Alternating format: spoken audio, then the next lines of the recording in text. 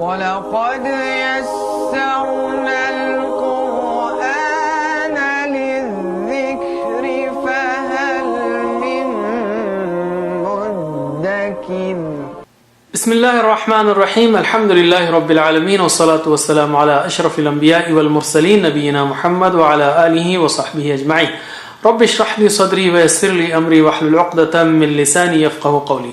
Brothers and sisters, Assalamu alaikum wa rahmatullahi wa barakatuh. Read Al-Quran the easy way. I welcome you to 18th lesson in which we will study Waw Mad. Okay, so get ready, take a deep breath, smile and turn away all other distractions like chat windows or mobiles and focus with your workbook, textbook, pen and attention with your mind. Okay, so far we have learned Fatha, Kasra and Dhamma. Well, that's Dhamma. And also we learned Alif Mad, Ya Mad, Waw Mad. Oh, Alif Mad and Ya Mad. And we are learning Waw Mad here. So basically we learned A, I, U, A, I, and now we are learning U. So what is this Waw Mad? If a Dhamma letter is followed by a Waw, the sound is stretched twice. So Waw here is Waw Mad. You see, after Mim has Dhamma. So it's a Dhamma letter. After that Dhamma letter like Mim, we have Waw. So instead of saying Mu, we will say Mu, double. And Waw has a Sukun sign that we will study later on, but for the time being just note it and take it as it is. Similarly, the next word has meaningful or meaningless, whatever. The next word has Ba with a Dhamma, Bu, but followed by Waw there. So that is Boo. Similarly, Woo. Okay? So how do you spell it? We say Ma, Waw, Dhamma, Mu, Ma, Waw, Dhamma, Mu, Ba, Waw, Dhamma, Bu, and so on. But note that you don't need to spell for every case, for every word. Only in challenging words you may use it. Otherwise, just look at the Dhamma on the letter, and if it is followed by Waw, stretch it twice. Simple. As you see it, you can just know whether you have to stretch or not. Okay. Let's recite our beautiful poem with Waw Mad on all the letters. So for the lip letters we have Mu, Bu, Wu, Fu. Okay, and for the tongue tip letters we have Thu, Thu, Thu, Tu, Du, Tu, Zu, Su, Su, Lu, Nu, Ru. Ru is thick. Okay, the rest Dhu, Tu, Su are high. For the middle tongue letters we have Ju, Shu, Yu, and for the edge letters we have Bu, Ku, Qu, and for the throat letters we have U, Hu, U, Hu, Ghu, Khu. And note that Dhamma can occur, the Hamza can be carried by Alif or Ya or Waw, and if that has Dhamma followed by Waw, then there also you have U, U, U as you see there. Okay, Waw Mad occurs in the Quran 9,000 times. So if you have a Mus'haf of 600 pages with 15 lines on every page, that means you have on the average one Waw Mad in every line. So it's very important. So let us practice reading Waw Mad in different words. But before we do that, remember that we already know Fatha, Alif Mad, Kasra, Ya Mad, Dhamma, and we have learned Waw Mad. So the words that we will practice will have all of these. So we have A, I, U, U. Alright, so let's try to read those words that occur most frequently in the Quran. Try to read with me or at least repeat after me. Can you read this? Dhu, Dhu, Ladhu, Ladhu, Duna, Duna. Duna means besides, other than. Hudu, Hud alayhi salam, the name of a prophet. Okay, let's revise the last four words. Dhu, ladhu, duna, hudu. Once more. Dhu, ladhu, duna, hudu. Yaqulu. Now we have bigger words with waw mad there. Yaqulu, yaqumu, yaqumu. So we are stretching only the qaf here, the qu sound here, because qaf is followed by waw mad and qaf al-dhamma there. We don't say yaqumu. Don't stretch mim. Mim doesn't have waw mad. Okay, so yaqumu, yakuna, yakuna, rasula. Rasul means messenger. Rasula. Let's revise the last four. Yaqulu, yaqumu, yakuna, rasula. Once more, and as you have perhaps noticed that all these words have second letter followed by waw mad. Okay, so yaqulu, yaqumu, yakuna, rasula. Kanu. So this has two mads. One is alif mad after ka, and second is waw mad after noon. Nu.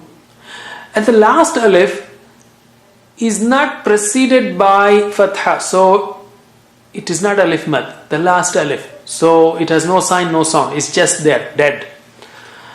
Kanu. Alif, no sign, no sound. Kanu. Kanu means they were. Qalu. Qa is high sounding, okay? Qalu. Don't say qalu. Qalu. Qalu means they said. Qalu. Kunu. We have double waw mad here. Kunu.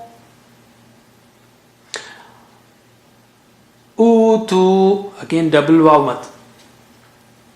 Utu. Okay, let's revise. In all of these four words we have double mads. First two have alif mad and waw mad, and the next two words, last two words have double waw mads. Kanu, qalu, kunu, utu. Once again. Kanu, qalu, kunu, utu. Kafaru. Kafaru. This one also has alif there at the end, but it is not preceded by fatha, so it is not alif mad, so no sign, no sound. It's just there, dead alif. Ja'alu.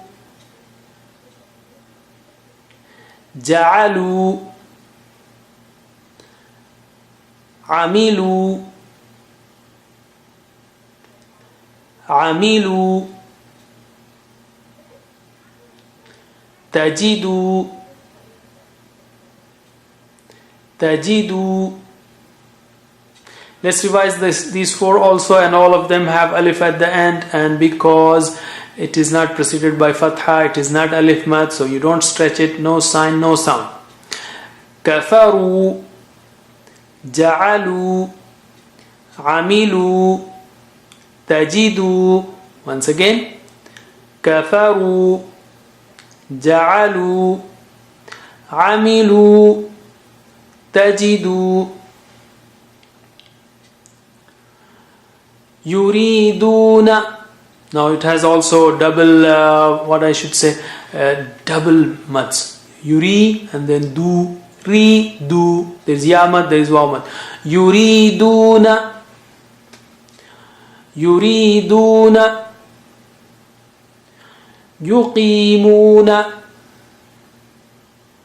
Yuqimuna.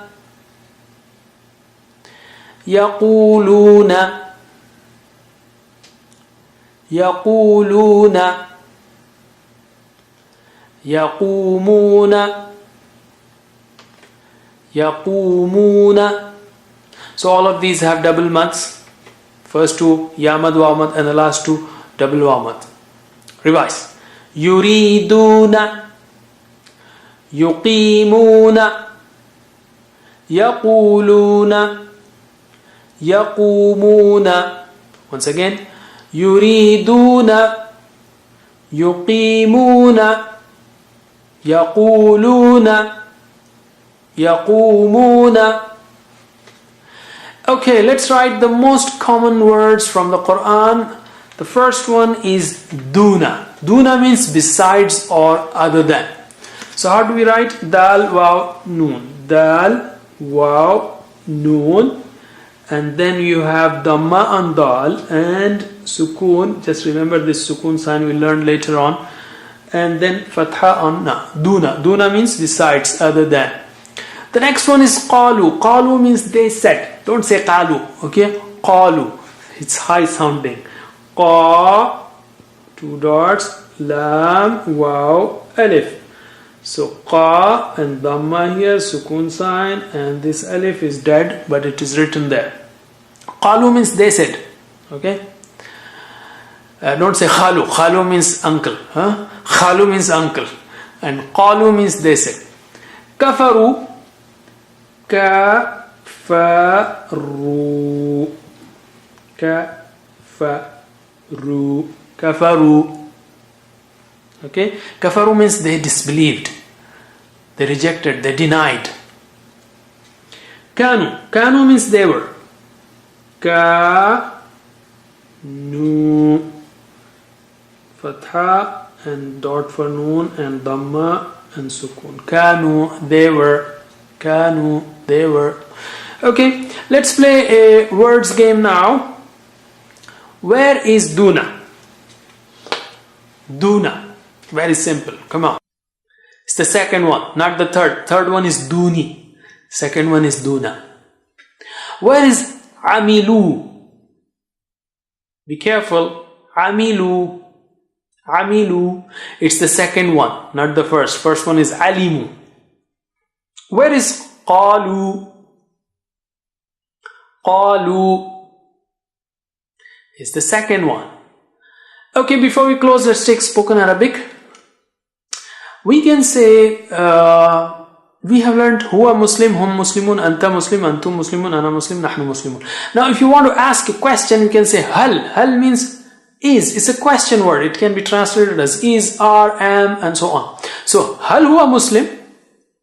Is he a Muslim? Hal hum Muslimun? Hal anta Muslim? Hal antum Muslimun? Hal ana Muslim? Hal nahnu Muslimun? So it's a question word. Okay? So in answer you can say Na'am, Alhamdulillah, I am a Muslim, and so on.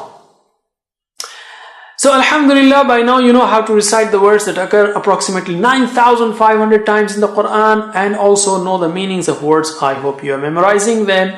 The meanings that occur in the Quran 8,500 times. So be an expert, watch this again and again, practice with the flashbook and so on, the workbook or textbook, and continue. That's it for now. Ask Allah subhanahu wa ta'ala, Rabbi zidni ilma, again and again, and see you in the next lesson. Wassalamu alaikum wa rahmatullahi wa barakatuh.